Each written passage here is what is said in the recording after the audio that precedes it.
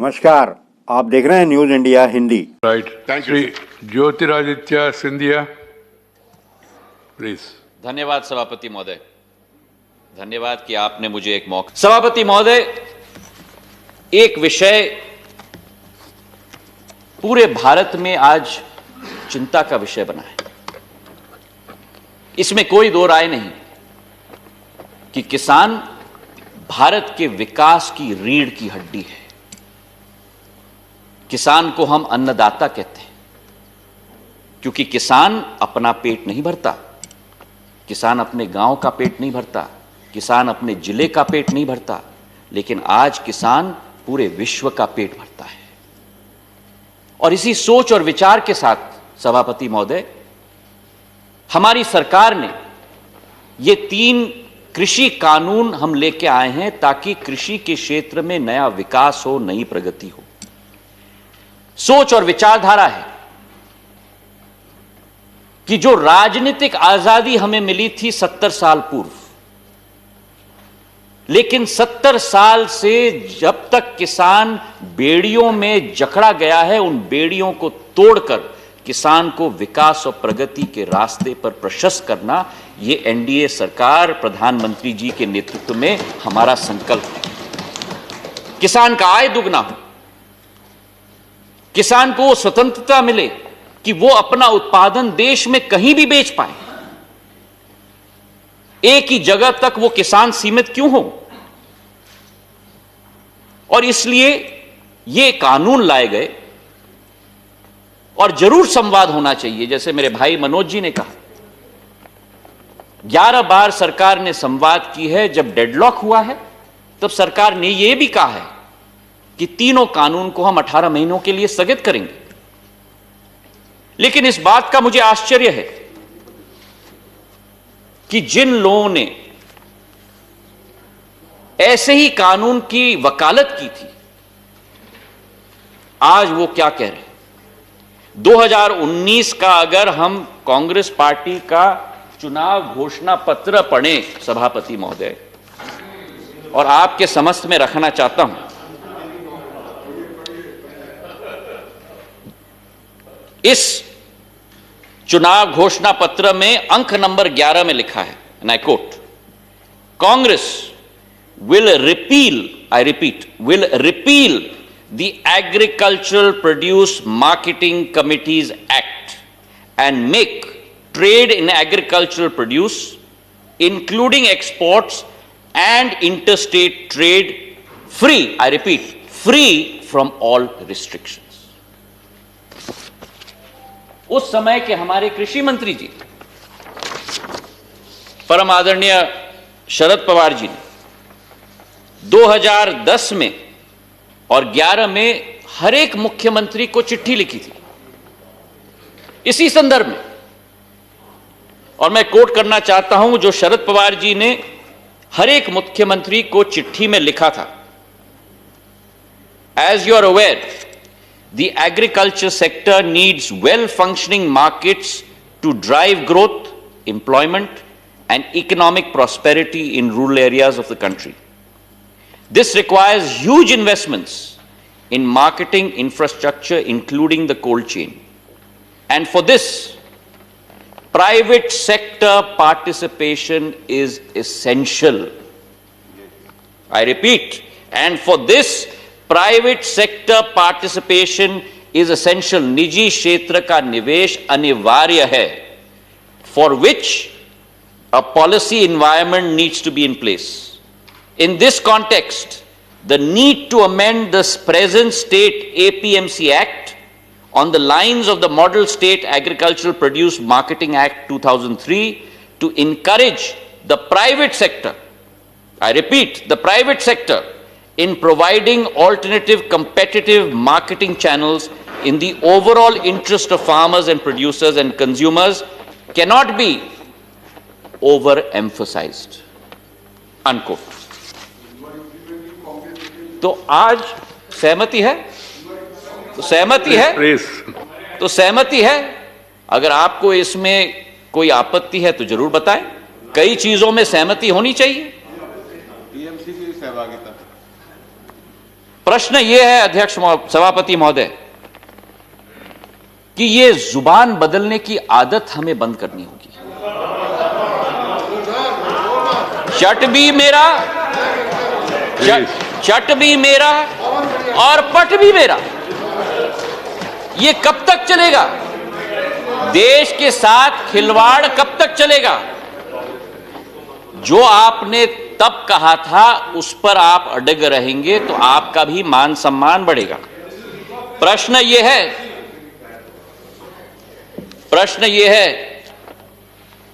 the hypocrisy would not have been there if you had not done the hypocrisy with the people. Please understand that. Let us not get into personal. प्रश्न यह है सभापति महोदय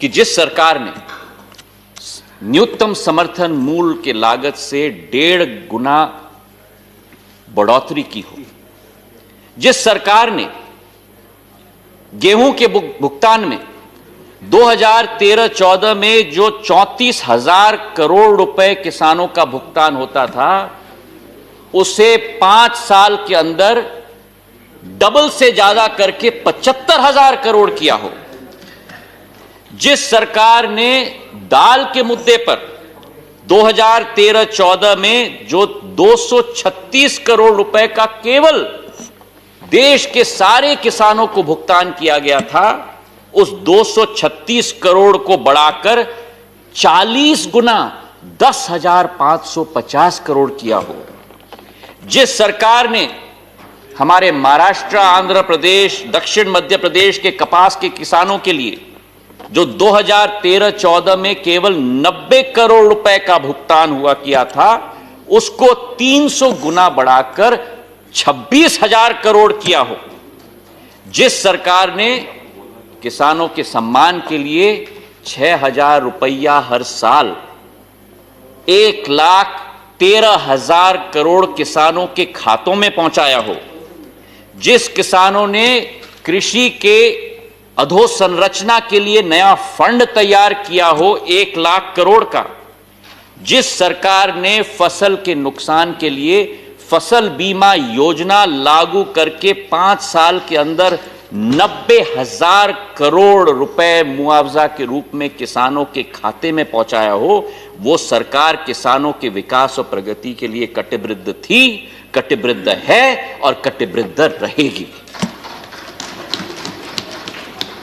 प्रश्न यह है सभापति महोदय कि 26 जनवरी को जो घटना घटी,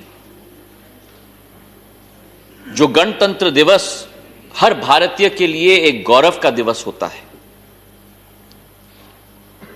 वो घातक दृश्य एक दर्दनाक याद बन चुकी है। 394 पुलिस कर्मियों और पत्रकारों को घायल किया गया।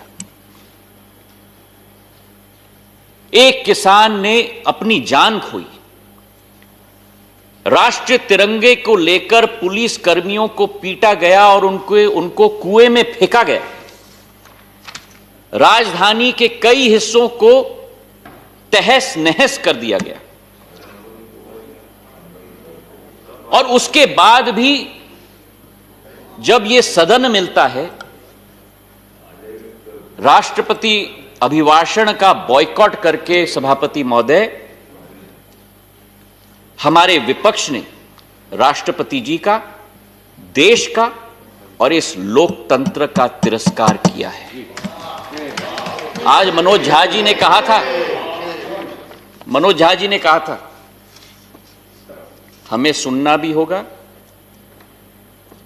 और सुनाना भी होगा। सुनाने के लिए तो आप आ गए, लेकिन सुनने के लिए आप नहीं आए थे। कथनी और करनी में अंतर नहीं होना चाहिए सभापति महोदय। मैं राष्ट्रपति जी के अभिभाषण की बात कर रहा था। एक तरफ सभापति महोदय जहां पूरा विश्व कोरोना के संकट से जूझ रहा था,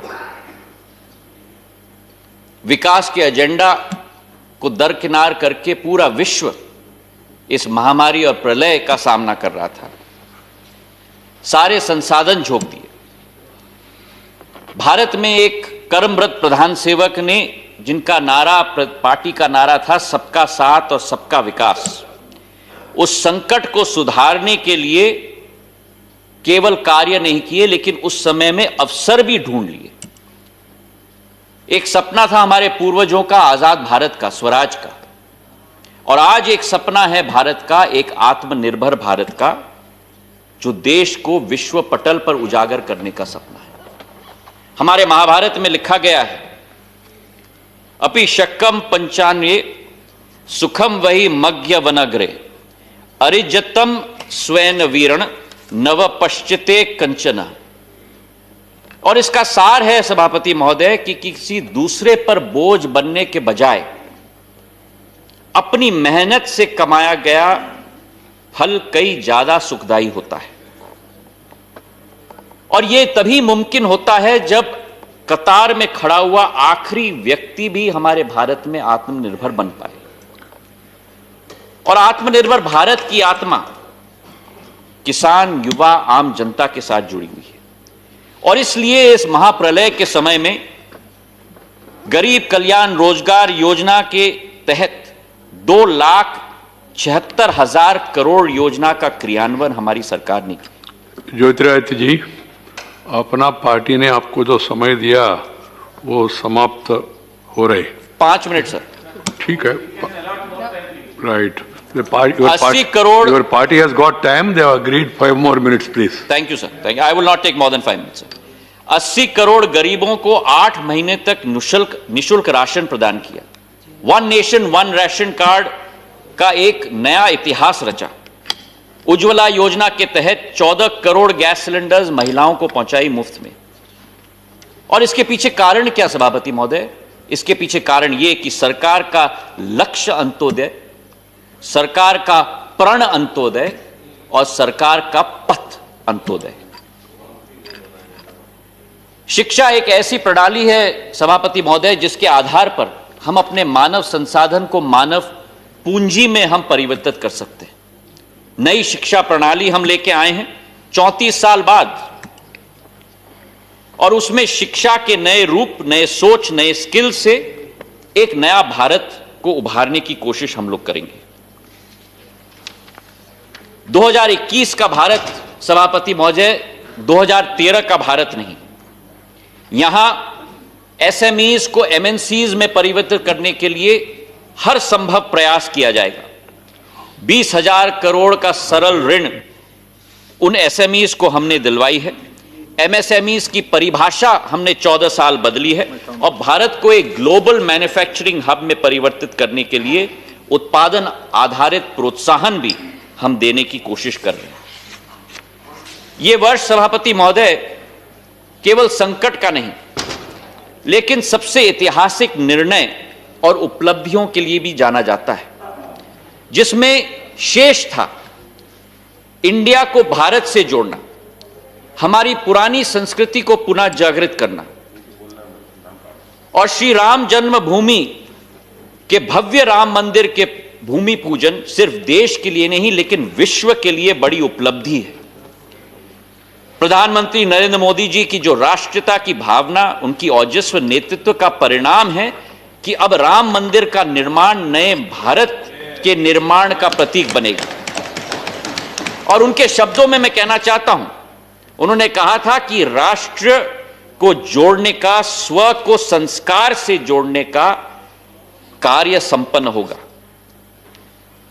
सत्य, अहिंसा, आस्था, वासुदेव कुटुंबक, विविधता में एकता, बलिदान, ये वह मनके हैं हमारे देश के जिसको हजारों साल से सभी भारतीयों ने एक माला में पिरोकर एक नया भारत पुराने मूल्य के अभाव पे खड़ा नहीं हो सकता।